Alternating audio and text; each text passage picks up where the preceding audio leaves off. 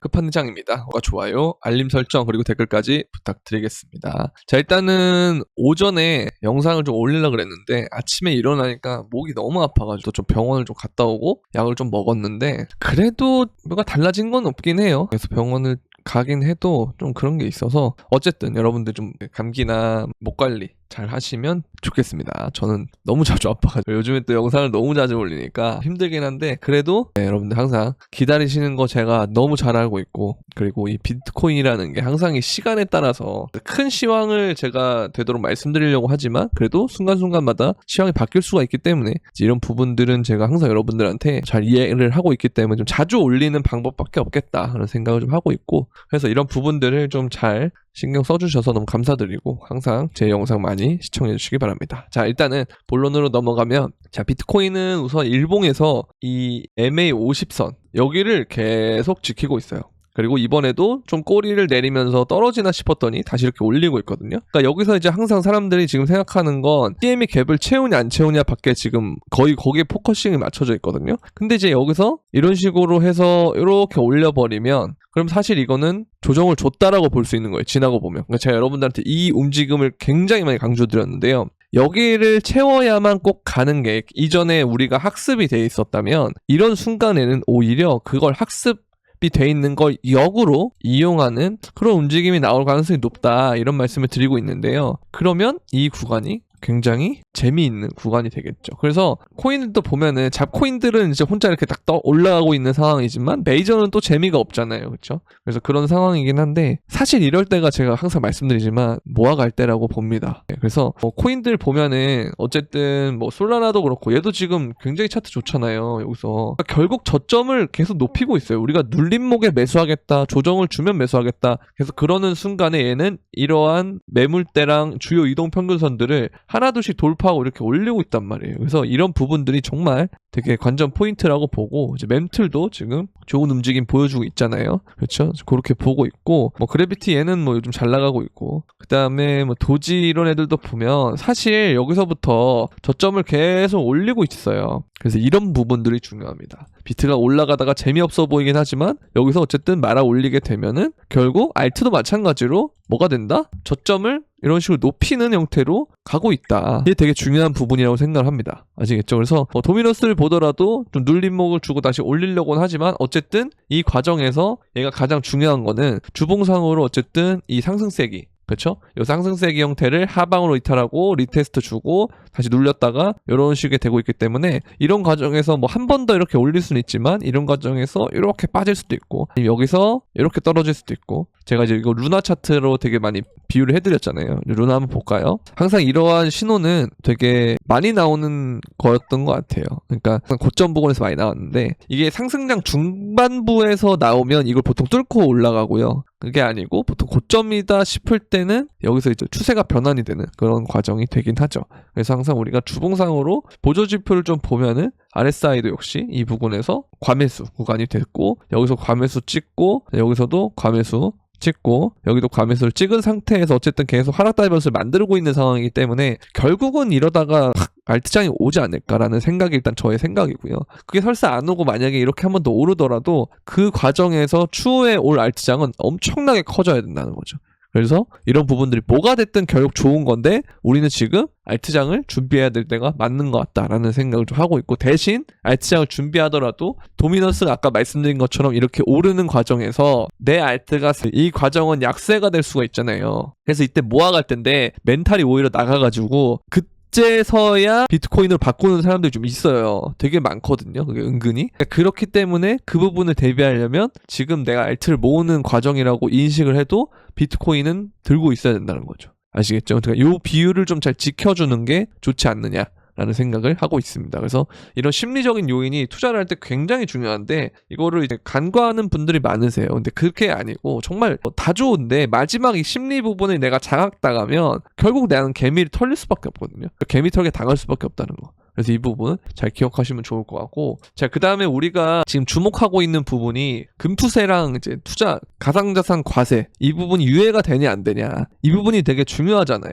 근데 지금 보면은 3년 유예로 가닥을 하고 있다. 근데 물론 이게 그 개정안이기 때문에 확실히 이게 야당에서 받아줘야 되는데, 근데 일단 분위기상으로 봤을 때는 이제 야당도 여기에 대해서 어느 정도 끄덕끄덕하는 모습을 보이고 있기 때문에 일단 우리는 뭐 3년까지 가면 좋겠지만 1년만 가도 보통 상승장의 끝은 2025년이잖아요. 그러니까 2024년에 상승장이 끝나든 아니면 25년이든 보통 그런 경우가 많으니까 사이클상으로 이게 유예가 1년만 되더라도 우리한테는 개이득이라는 거예요. 그래서 이런 3년 유예를 가닥한다라고 일단 질러 놓으면, 그럼 뭐 합의라는, 여야가 합의를 해서 1년 정도는 그래 뭐 유예해보자 이렇게 얘기가 나올 수 있다는 거예요. 그렇기 때문에 이 부분은 되게 긍정적인 부분으로 지금 가고 있다. 그래서 요거만 되면 이제는 사실 장이 길어지면 길어질수록 좋습니다. 왜? 그래야 더 많이 올라요. 그쵸? 그래서 25년 뭐 말까지 간다 그러면 개이득이라고 보시면 됩니다. 그냥 개이득이에요.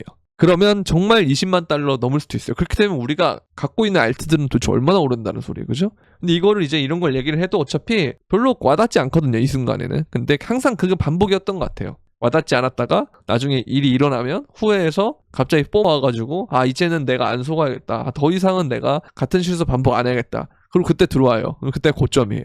항상 그 사이클이 진짜 반복이 됐거든요. 그래서 요번에도 저는 의구심이 조금은 있었어요. 무슨 의구심이 있었냐? 아니 도대체가 사이클이 왜 자꾸 반복이 되는 걸까? 근데 이런 게 진짜 있다. 인간의 로직이라는 것이 항상 있다. 그리고 투자해서 돈을 버는 사람은 소수인데 항상 여론이라는 것은, 그 내러티브라는 건 다수의 그런 심리로 움직이기 때문에, 그래서 여러분들 항상 투자는 소수가 돈을 버는 거다. 그러니까 내가 소수의 입장에 생각하고 있는가, 이런 것들을 계속 생각하고 검증하고 하는 과정을 거치는 것이 굉장히 투자에서 중요하다고 봅니다. 그래서 엔비디아도 제가 여러분들한테 그랬잖아요. 분할 매도 하셔야 된다고. 왜냐면 서학개미가 너무 들고 있으니까. 차라리 뭐 테슬라나 이런 애들로 바꾸시는 게, 그리고 애플이나 이런 애들로 바꾸는 게 좋다. 이거를 계속 제가 얘기하고 있었는데 요즘 좀 엔비디아가 주춤주춤 하고 있죠. 그래서 이 부분을 좀 생각해 보시면 좋을 것 같고, 항상 소수가 돈을 번다라고 생각을 합니다. 그래서 엔비디아를 제가 처음 말했던 2022년 말과 2023년 초는, 그때는 거의 엔비디아에 사람들 관심이 없었어요. 그때 비트코인도 떨어지고 그럴 때니까, 그때는 이제 엔비디아가 채굴기나 이런 부분에 많이 묶였지, 그때는 뭐 뜰 때가 아니었잖아요. 챗GPT가 나올 때도 아니었고. 그러다 보니까 이때 제가 여러분들한테 어차피 4차 산업은 오는데 엔비디아는 거기서 중요한 인프라 섹터입니다 하고 얘기를 할 때도 그냥 뭐 그래? 알았어. 끝이에요. 거기서. 근데 지금은 오히려 과열 상태인 게 눈에 보이잖아요. 그럼에도 불구하고 엔비디아는 신이야 이러고 이제 가거든요. 실제로 엔비디아의 앞으로의 몇 년간 생산된 제품들이 다 부족하다. 아무리 생산을 해도 공급이 수요를 못 따라간다. 그렇기 때문에 엔비디아는 계속 날아갈 거다. 이런 얘기를 한단 말이에요. 근데 그런 내러티브가 형성될 때가 진짜 위기예요. 주가에는. 이미 버블이기 때문에. 그래서 그 부분이 이미 반영될 수가 있다. 이런 생각을 하시는 게 좋을 것 같고, 그래서 항상 결론은 소수의 생각이 어떻게 이루어지는가, 이 부분을 좀 집중하셨으면 좋겠다라는 생각이 듭니다. 아시겠죠? 자, 그리고 이거는 뭐 계속 얘기해도 모자람이 없습니다. 그쵸? 거의 진짜 모자람이 없는 그런 수준인데, 자, 트럼프가 얘기한 게 중국이나 다른 나라가 비트코인과 암호화폐 산업을 인수하는 것을 원하지 않는다. 그러니까 주도권을 미국이 갖고 와야 된다. 뺏기지 않겠다. 이게 맞는 거예요. 국가 수준의 포모. 자, 그러면서 여러분들한테 중국도 거기에 맞춰서 같이 포모가 오면 이거 나중에 되면 엄청난 버블로 올 수 있다라고 하는 얘기를 기억하시는 분들은 있으실 거예요. 그쵸? 제가 이거 되게 많이 얘기했었는데 지난 영상들에서. 근데 이게 지금 시작이 되려고 해요. 트럼프가 당선이 되면. 그러면 이 과정이, 그러니까 이미 트럼프가 대세론이 됐기 때문에 대통령 선거가 사실 그냥 뭐랄까 형식에 지나지 않은 그런 그냥 뭐 통과 의례랄까요? 그냥 자연스러운 절차랄까요? 어차피 대통령은 트럼프, 어대프, 이게 대세론이기 때문에, 여기 이게 대세이기 때문에 누가 바이든이 나오든 후보가 이번에 바이든이 사퇴해서 바뀌든 뭐가 됐든 간에 이 대세론은 바뀌지 않는다. 그래서 실상 트럼프가 대통령이 되고 그 이후부터도 좀 더 갈 수 있다. 왜냐면 미국은 대통령 선거 전후로 코인이 많이 올랐는데 대통령 선거 전에도 많이 올랐고 선거 후에도 좀 많이 올랐어요. 그래서 이 부분들이 좀 지속이 되다가 이제 버블이 끝나지 않을까라는 생각을 좀 하고 있기 때문에 일단은 좀 우리가 긍정적으로 올해와 내년을 볼 필요가 있다. 그래서 지금 이 움직임이 생각보다 저조하고 별로 없는 이 과정들이 지나가 보면 진짜 땅을 치고 후회할 좋을 기회였을지도 모르는데 여러분들 지금 재미가 없다고 좀 더 그러고 있죠. 이때 오를 때는 재밌었거든요. 코인이 진짜 뭐가 다 이루어질 것만 같고 근데 재미가 없다 이렇게 얘기하지만 사실 이럴 때가 가장 재미있는 순간입니다. 물량을 모으긴 너무 적합한 장이잖아요. 관심은 점점 떨어지고 그러나 남아있는 사람들은 나중에 엄청난 이득을 볼 수 있는 그런 곳이거든요. 그렇기 때문에 여러분들 항상 이 부분에서 놓치시면 안 된다. 이 시기를. 아시겠죠? 그렇게 보면 되고 자, 그 다음에 그레이스케일이 AI 펀드 그렇죠? 이렇게 나오려고 한다 하는데 재밌는 거는 여기서 가중치를 보는 거예요. 보면 이제 그레이스케일이 여기 우선순위를 보면은 이게 1, 2, 3 이렇게 볼 수가 있겠죠. 렌더가 생각보다 높다는 거. 왜냐면 라이브피어도 옛날부터 그레이스케일의 포트폴리오에 있었는데 렌더가 더 높죠. 그렇죠? 이 부분을 좀 보시면 되겠고. 그리고 제가 이제 이거는 옛날에 이제 제가 그 영상에서 조로코인 후보 이런 거 해가지고 그레이스케일의 알트 그 펀드 그리고 이걸로 출시가 될 수 있다. ETF나 아니면 펀드 형태로 출시될 수 있다. 섹터를 이제 얘네들이 묶어놓은 게 있거든요. 거기에 렌더가 있었고 그런 것들 때문에 제가 이 부분 좀 잘 지켜봐야 된다라는 얘기도 했었는데 이렇게 결국 출시를 하네요. 그래서 그레이스케일이 보는 AI의 섹터 중에서는 일단 니어가 대빵이고 그 다음에 파일 그 다음에 렌더 이렇게 이 순서대로 보고 있다라고 보시면 될 것 같습니다. 근데 일단 저는 얘를 제일 좋게 보긴 하죠. 네, 이거는 뭐 여기서는 저는 렌더 제일 좋게 봅니다. 그리고 이제 파일도 뭐 나쁘진 않은데 일단 저는 렌더 제일 좋게 본다는 거. 그리고 이제 니어도 좋죠. 또 차트가 방어력이 좋아가지고 이런 애들도 좀 괜찮고. 아무튼 뭐 이렇게 진행이 되고 있고 그 다음에 좀 놀라운 거는 지금 OTC 시장이 거래소 CEX가 보통 중앙거래소라고 하잖아요. 근데 얘네를 압도하고 있다. 현물 ETF와 보관형 지갑을 포함한 고래 지갑 은 올해 145만 개의 비트코인을 추가하여 총 180만 개가 되었다. 2021년에는 약 7만 BTC가 1년 동안 유입됐다. 지금은 주간 10만 비트코인이다. 반복한다. 주간 10만 비트다. 그러니까 이게 얘네들 매집이 끝나면 도대체 어디까지 올라야 될지 모르겠다라는 생각을 자꾸 드는 게 이런 부분이에요. 그러니까 와 진짜 엄청나다라는 거죠. 애들 도대체 어떤 그림을 그리고 있을까? 큰 그림이 뭘까? 저도 참 이 미래 이런 거를 좀 큰 판을 보고 항상 그쵸 되게 뭐 나름대로 참 예측을 좀 하는 편이다라고 생각은 했지만 이제 도저히 예측이 안 돼요 이거는. 그러니까 그나마 제가 예상하는 정도는 그거예요. 사람들이 ETF를 하는 이유는 그러니까 ETF를 해야만 현물을 못 가지게 한다는 거죠. 그리고 이제 비트코인은 이미 ETF를 통해서 합법화가 된 거 아니에요. 거의 제도권을 올라온 거예요. 이거 여기서 더 이상 사기라고 하면 그 사람하고 대화하면 안 됩니다 이제는.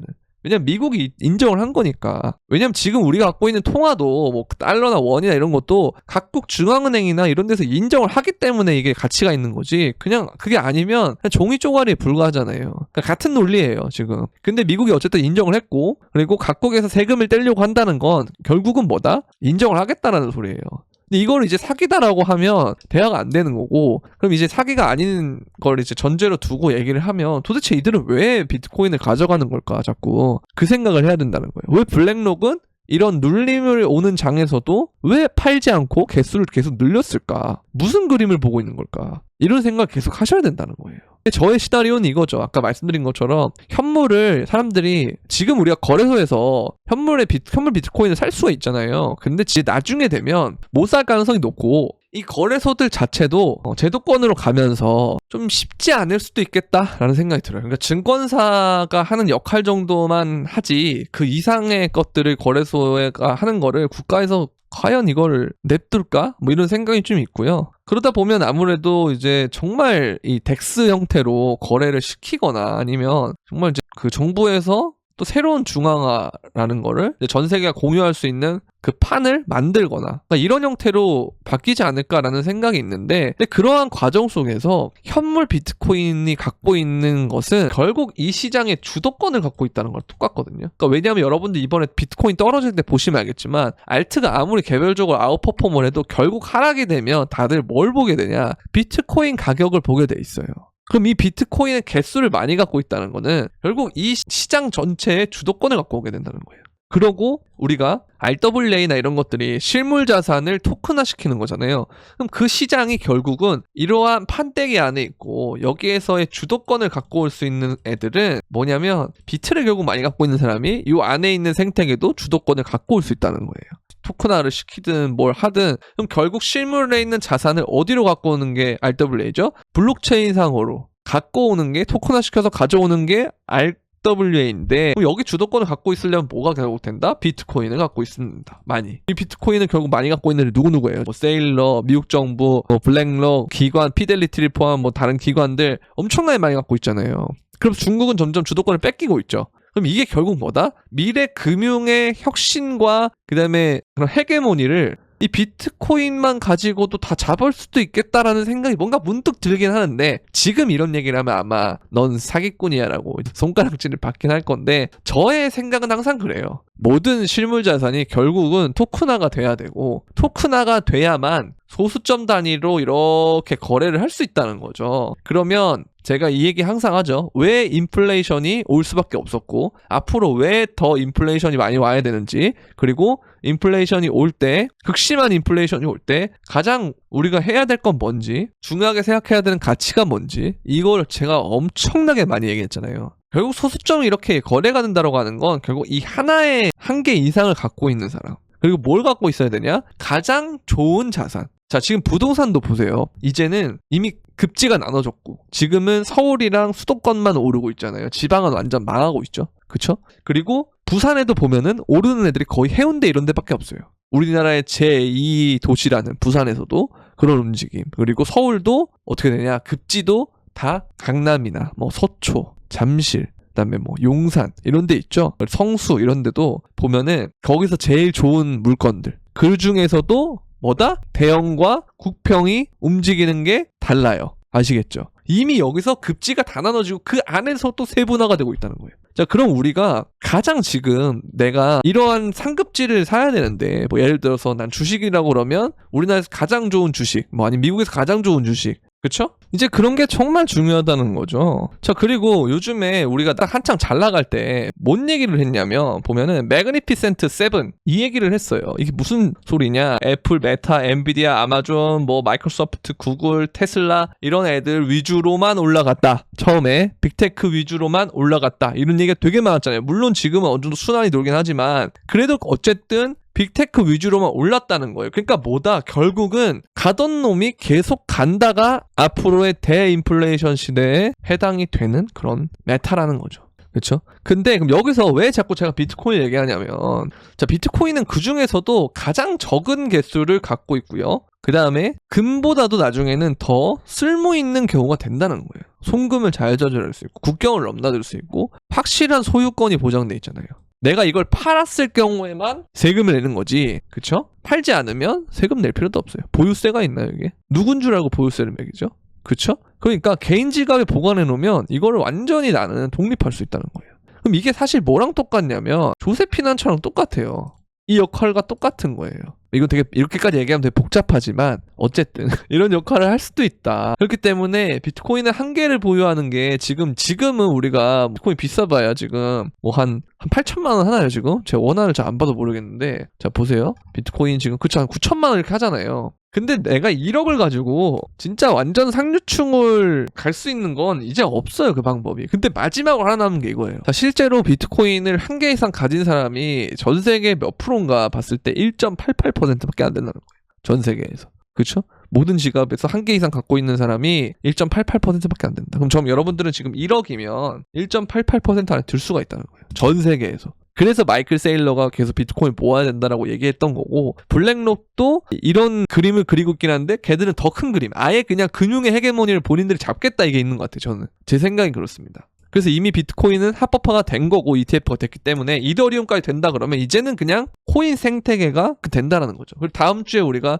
이더리움이 거래가 될 거다 이런 얘기가 많이 나오고 있고요. 그쵸? 그럼 이제 그 다음에 주목받을 건 사실 이더리움 계열의 알트와 그 다음에 뭐 솔라나 같은 애들이겠죠. 다음에 ETF는 누가 될까 이러면서. 그런 애들이겠죠. 그러니까 이런 것들을 우리가 앞으로 내러티브가 올 거고 그러다 보면 자연스럽게 시장이 올 가능성이 있지 않나? 라는 생각을 좀 하고 있다라는 거죠. 아시겠죠? 자, 그리고 이제 이 얘기를 저는 정말 보고 공감을 하는 이유가 뭐냐면 제가 어제 영상에서도 말씀드렸던 것 같은데 이번에 이더리움 ETF가 승인이 되면 비트코인처럼 물론 그 순간엔 떨어질 수는 있지만 저는 이번에는 뭔가 떨어진다기보다는 더 올라야 될 것 같다는 생각을 좀 해요. 왜? 다 그렇게 보고 있기 때문에 심히 갭같이 될 수가 있다는 거죠.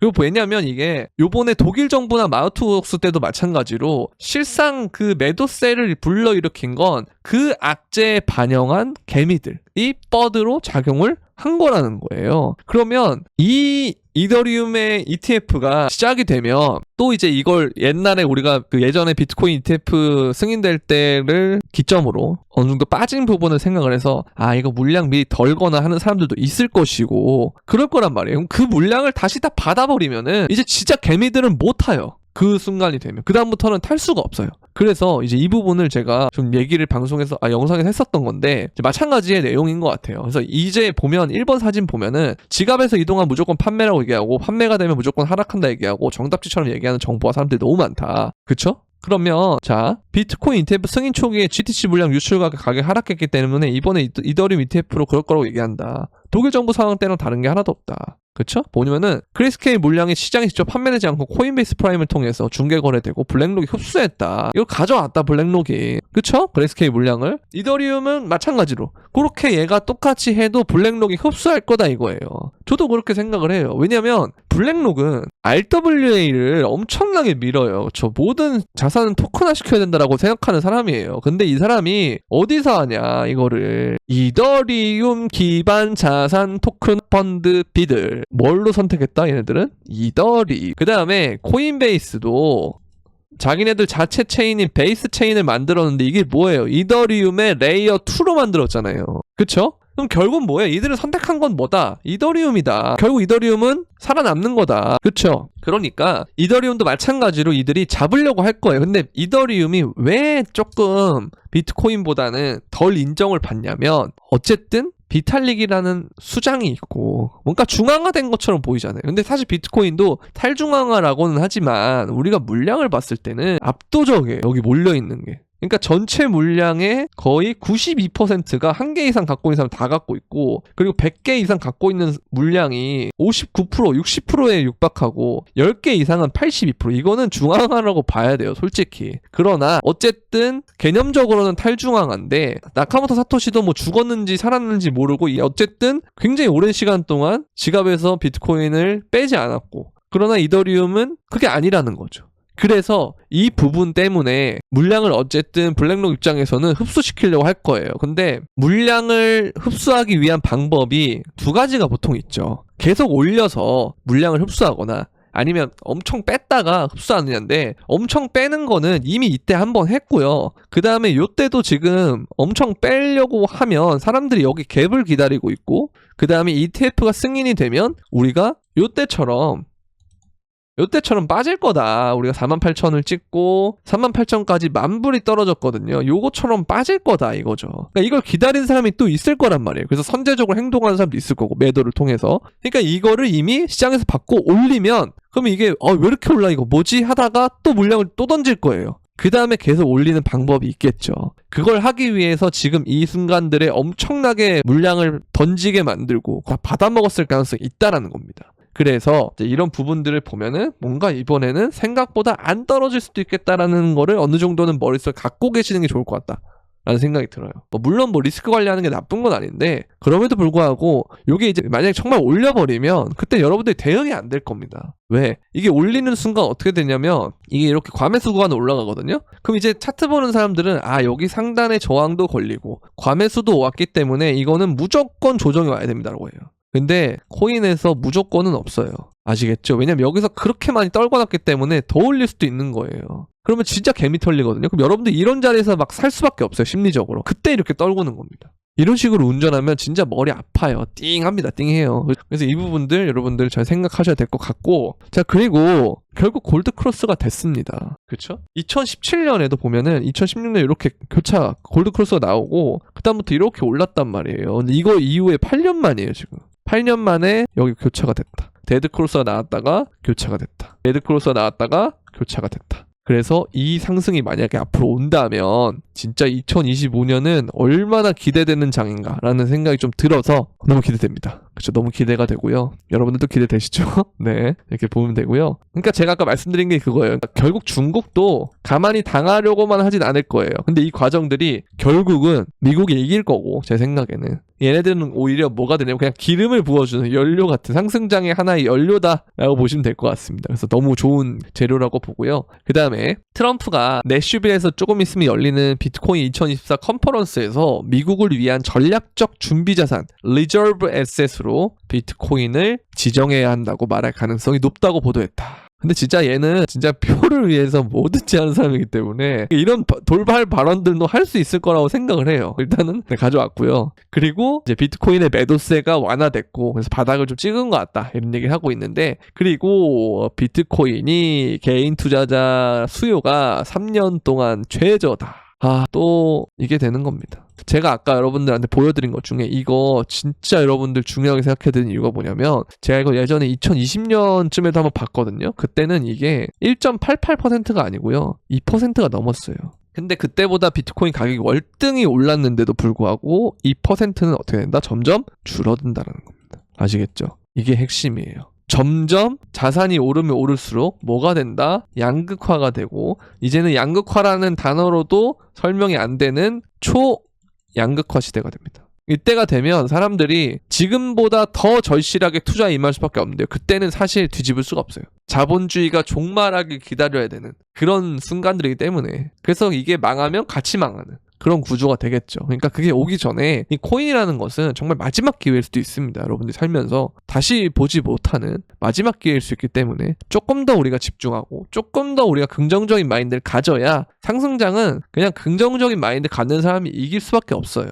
부정적인 마인드 갖는 사람들은 한 번이라도 더 팔게 되고, 한 번이라도 더 조심하게 되고, 한 번이라도 더 매수를 늦게 하게 되고, 그렇게 되기 때문에. 그런데 상승장에서 항상 대박이 나는 사람들은 긍정적인 마인드를 갖고 우직하게 내가 할 거를 매일매일 해온 사람들, 난 꾸준히 모아가겠어 라고 하면 진짜 꾸준히 모아간 사람들, 이런 사람들이 잘 됐기 때문에 여러분들도 요거를 좀 되짚어볼 때가 아닌가라는 생각이 듭니다. 네, 이제 그렇지만 제가 영상에서 잘 설명드리지만 그래도 좀 나는 어려운 것 같아요. 코인을 매매하는 것이. 그리고 나는 장투도 좀 모르겠고 매매도 하고 싶고 그리고 질문 답변도 좀 하고 싶고 이런 분들이 있을 거란 말이죠. 그런 분들은 저희가 이제 멤버십 서비스를 통해서 이거를 진행을 하고 있는데, 멤버십에 들어오게 되려면 구독 버튼 옆에 있는 가입 버튼을 통해서 멤버십에 가입해 주시고, 유튜브 커뮤니티에 보면 요 브리핑방과 카카오톡 소통방 두 가지 링크가 있는데요. 두 가지 링크 모두 들어오시고, 들어오실 때 여러분들 닉네임과 동일하게 해서 들어오시면 되는데, 보시면 알겠지만 이거 잘 어울리는 멘틀이나 이런 애들도 이제 픽이 나왔었고, 피스 나왔었고, 그 다음에 뭐 솔라나도 나왔고, 그 다음에 타이코 이런 애들 잘 가고, 더그래프도 잘 가고 있고 하기 때문에 이런 장에서도 어쨌든 재미없지만 수익을 어느 정도 낼 수 있는 이제 그런 픽들도 많이 나가니까, 여러분들이 잘 모른다 싶으면 그냥 진입가 목표가 소액과대로만 해도 되게끔 그렇게 나가기 때문에 도움이 많이 될 거다라고 생각하고 많은 참여 부탁드립니다. 자, 그리고 이제 선물을 하시는 분들, 선물 말고 선물을 하시는 분들은 선물방이라고 별도가 이렇게 별도로 또 있는데요. 보시면 이번에도 롱을 또 먹었고 이때도 롱이 3차 타겟까지 갔고요. 이런 것들 보면서 여러분들이 만약에 도움이 될 것 같다, 나 요즘에 선물이 좀 힘들다, 어렵다 하시는 분들, 도움을 받고 싶다 하시는 분들은 영상 설명란에 있는 선물방 가입 신청 링크를 통해서 문의 주시면 되겠습니다. 자, 오늘 제가 영상을 늦게 올렸기 때문에 분량을 좀 더 오전에 있는 내용까지 업데이트 해가지고 좀 많이 올리긴 했는데, 여러분들 그래도 좀 긴 영상이지만 오랫동안 시청해주셔서 너무 감사드리고 오늘은 여기까지 하도록 하겠습니다. 도움이 되셨다면 구독과 좋아요, 알림 설정 그리고 댓글까지 부탁드리면서 그럼 안녕.